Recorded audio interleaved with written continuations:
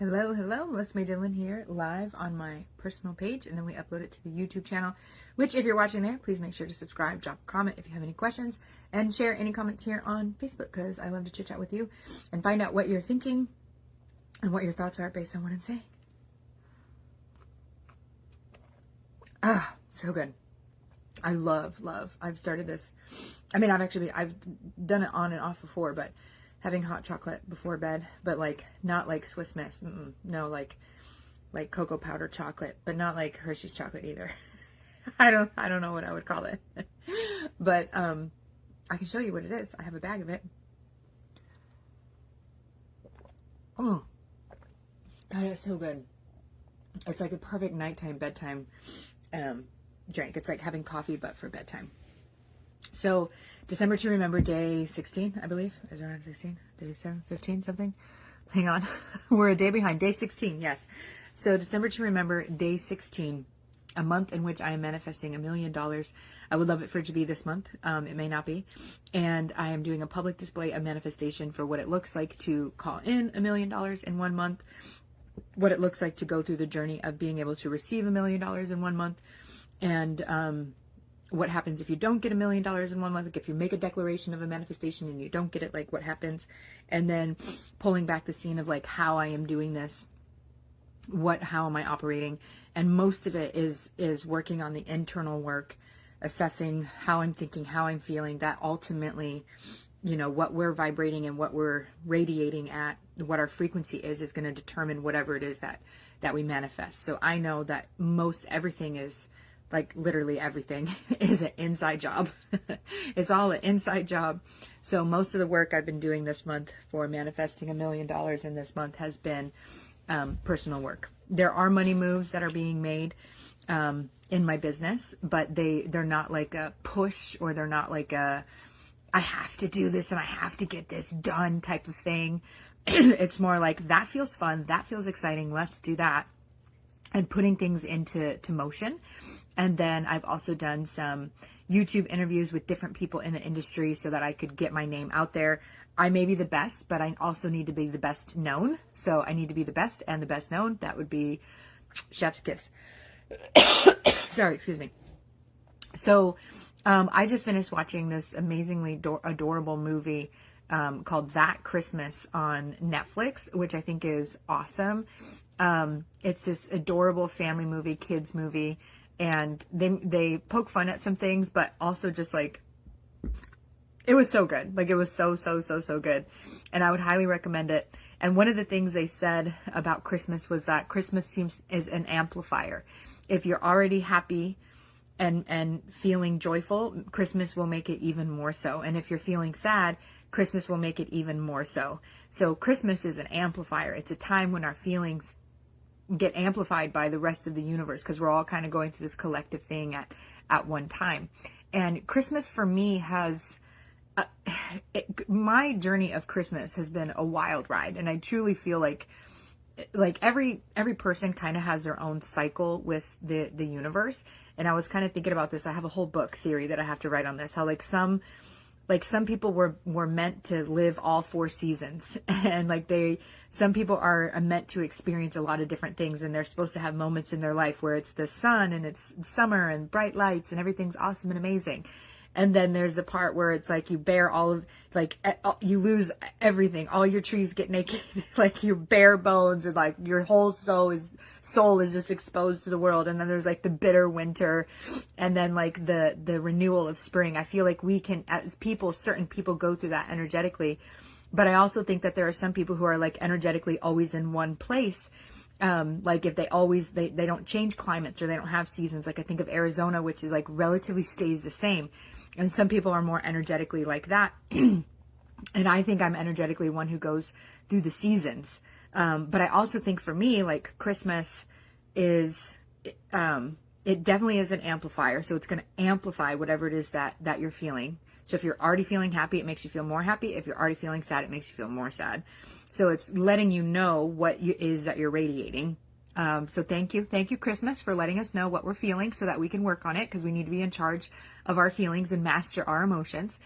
But Christmas for me has been like this wild ride, because I think when throughout my childhood, like it was kind of turbulent, my childhood. I've talked about this before. By no means did I have like a terrible, awful childhood, but we lived on pins and needles a lot. We walked on a lot of eggshells. My dad could scream and start throwing a fit at the drop of a dime, like any moment. And that was our experience. And Christmas though seemed to be like the one time that he could be okay the whole day. Like I don't ever really remember a bad Christmas. In fact, I always remember Christmas as being awesome and amazing. And I always remember him kind of like going out of his way to make Christmas super, super cool. So I think for me, I had this attachment to Christmas. I said Christmas is my favorite time of year. I absolutely love Christmas. I love Christmas music. I want to do all the Christmas things. Like that has been my vibe for a very long time. And Christmas also, December has been this month where it's like, I do go through the seasons where I go through fall. Like I go through summer. Life is like amazing. The summer is like the best time ever. And then you go to fall, and initially that brief of breeze and cool air feels good, but then like fall starts to get cold, and then you lose all your leaves, and it's like your soul gets like exposed. And then you head on into the bitter winter, but then there's like this promise of Christmas that like, there's beauty in the snow, and there's beauty in the coldness, and it's refreshing, and it's a renewal. It's like pure as white as snow. It's like it's a renewing type of thing. And it makes the scenery, like when you see everything covered in just this fine layer of snow, like it's mesmerizing, it's breathtaking. And so I feel like Christmas, like that's kind of the big turn in the season is, after Christmas, you get this promise of these gifts and the promise of, renewal and change, and a new year's on the horizon. And so I feel like I've always kind of had that energetically, where it's like Christmas is a big deal to me, not just because it was like my family's, the one time where I felt like we always had a good time, but also like this promise of like newness, and it's not exactly a rebirth, but it's like the planting of a seed, like it's coming, like it's, I don't know, like I've had a lot of mind-opening experiences around Christmas, but a lot of my Christmases in my past as an adult have actually been kind of not the best. So coming from my childhood where Christmas was like perfect, and even at the boarding school, they made Christmas pretty perfect. Like they went out of their way to like really help us feel good and special during Christmas. Like nobody got in trouble. Everyone was fine. They gave special things. We did special things. We had special food. So like my whole childhood, like everything could be ruined, but Christmas was always awesome. And that's kind of like one of the things that I loved about Christmas. So as an adult though, my Christmases are not being awesome. And I was like, and I didn't think about why or whatever, but it's like, I guess my dad was always in charge of Christmases. But once he wasn't in charge of Christmases, it was just me and my sisters kind of figuring things out.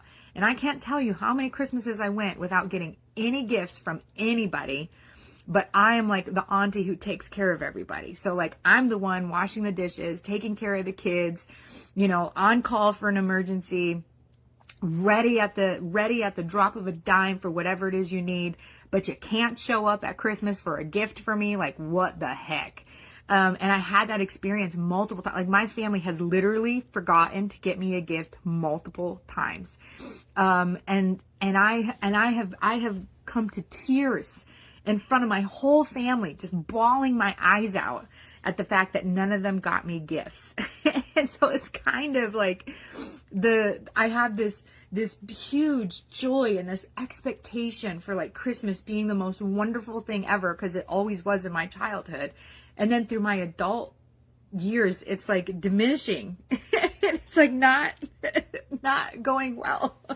And then I had these experiences too, where it's just, I'm just crying, like so much emotional release. I'm just crying my eyes out. Like I remember one Christmas, and it's like, I couldn't seem to get, like nobody was like, had the organization. I'm like, now is the time where we sit down and we all open our gifts. And I'm like I'm like, we have to be on the ball, people, like, let's go. And it was a struggle to get people to sit down. And then, like, as soon as someone sit down, someone would get up, and I'm like, oh my God, it's like herding cats. And I remember just thinking, like, it's not perfect, it's all going to fall apart. And then my sister said something, and then it, like, ignited me to just, like, blah! I was bawling my eyes out. I had even posted about it and said I was going to blog about it, but I never did. I do have something written up about it. I did write it. I do remember, because I sent it to my cousin.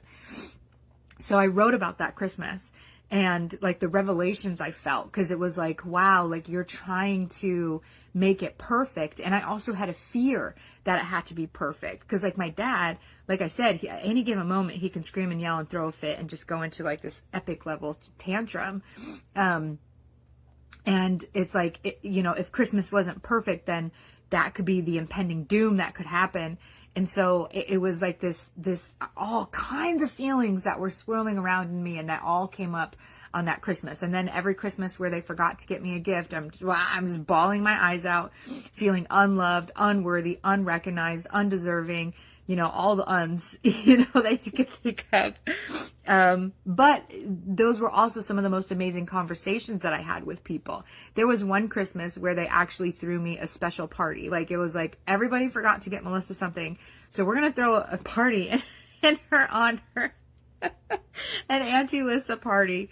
And so they made it just, you know, all about me. And then there was another Christmas where I didn't get anything, and my sister and I ended up having one of the most beautiful conversations where she was like, I could not have done what I've done to raise my children without you. Thank you so much. Like, I hope that they, you know, support each other in the same way that we have. And I'm so incredibly thankful for you. And so it's led to so much healing, so much emotional release. You guys gotta understand, crying is so good for you. Like, get it out, get it out, get it out. Think of all the times as a child you couldn't cry because someone told you quit crying or give you something to cry about. Those tears are still stuck in your body and they want to come out. And that's why some people will fail the state exam until it makes them cry. So something in your life will if there's tears in there, life is going to come at you to try and get those tears out. Cry. It's not a bad thing. It's a good thing. It's actually removing that stress from your body. It's removing that trapped trauma in your body. It's getting it out. So we've got to be able to cry and like crying is like a baptism, like releasing. It's a renewal. It's a refreshing. It's getting rid of the toxins. So anyway, I had so many healing experiences throughout Christmas as well. So I had these, you know, I have this expectation that Christmas is the most perfect day ever in my childhood. And it was such an amazing day in my childhood. And then as an adult, it started to get not so good. And I had numerous Christmases where I was bawling my eyes out in front of my family, but then leading to the most beautiful conversations. And then these last few Christmases, since I've made a big change, you know, I went to Belize in the month of December. I was home by Christmas, but I went to Belize in the month of December. I became this brave new woman. I was doing things that I had never done before. I was showing up in ways that were so big and so bold that I had never shown up in before. And I ended up building, you know, my 6-figure business. And then that very next Christmas, I was back at my tears, but it was like good tears. Because David, damn it, David. David got me I had a gift that I had actually bought myself, and I made a joke to him about him wrapping it and giving it to me. So he did wrap it, but he wrapped it in like 20 million layers of like plastic wrap, and then some duct tape and all kinds of stuff. And he had me like put gloves on to open it, and I'm so stupid. Like I didn't even think about what he was having. So I'm trying to open this gift with gloves on, thinking it was somehow gonna hurt my finger. Like, I don't know. I'm like, is this piece of frozen ice? Like, what is happening? I can't even begin to describe what the heck was going through my mind. I was so innocent. And then I'm realizing I'm just opening this gift layer after layer, and it's going to be like nonstop. And there was like, I started crying because I'm like, this is the experience David wants to give me, is this and frustrating, embarrassing time of like opening a gift. And so that was like my first Christmas after starting the Insurance Exam Queen. And then last year was my second Christmas since Insurance Exam Queen and Belize.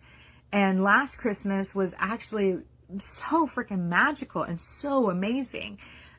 We actually had like a family Christmas in November where, so David and I had just remodeled his house. We were living in it. It was so beautiful. It was so amazing. And I was able to have like family over. I don't know that as an adult. I think there was one time as an adult that family came to my house. It was always me going to their houses. So it was like, I'm an adult now, a 6-year-old woman, finally an adult where I can have my family come to my house. And so we all came sometime in like November, December, like it was kind of like we called it Thanksgiving Christmas, where my family came out, my sisters came out with their kids and their husbands, and we just had a really, really, really good time. It felt so amazing to have everyone under one roof. We had such a good time. Like there was no, other than me spilling like 500-degree bacon grease on my sister's foot, we didn't have any drama, which was amazing. And David like took care of her foot, and it was just so beautiful to like watch him do that and take care of her. And then like the family Christmas that we had David's family over for like actual Christmas Day. I think it was, although I think it was like the 23rd was the family Christmas Day that we had. And David and I got married in our living room. And it was amazing. And I genuinely did not care about opening up any gifts whatsoever, which is kind of crazy. Because again, when you look at my history, I would cry over not getting any gifts from my family. And I really didn't, I mean, I had things to open last year, but it wasn't even like on my mind. And this year, David's like, you know, what do you want for Christmas? What should I get you? And I'm like, I just want time alone. You know, I've had this baby attached to my boob here for almost, you know, last year and a half now. So time alone would be great. I haven't been in my house alone in a very, very, very, very long time. I was like, I just want some time alone, peace and quiet. I was like, I really genuinely do not care if I open up a gift or not, which is such a drastic change from the places I've been in my life. So it's just, Christmas for me is definitely like a turning point, like it's very significant within my history, within my healing journey. And I think, and then even with like December to Remember, I'm out here telling the world I'm going to manifest $1 million in 1 month. And crazy enough, today, how wild is this? We were going through, we drove in the boondies. So to go to any place that is somewhat populated, we have to drive 2 hours. So we went into town because we had to run an errand. And then we needed to make it back home quickly while the baby was still napping. So we decided just to stop and get some fast food, which is not my favorite thing to do.